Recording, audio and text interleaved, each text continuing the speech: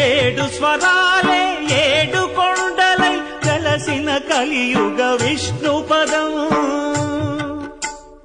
అన్నమయ్య జననం ఇది అన్నమయ్య జననం ఇది అన్నమయ్య జననం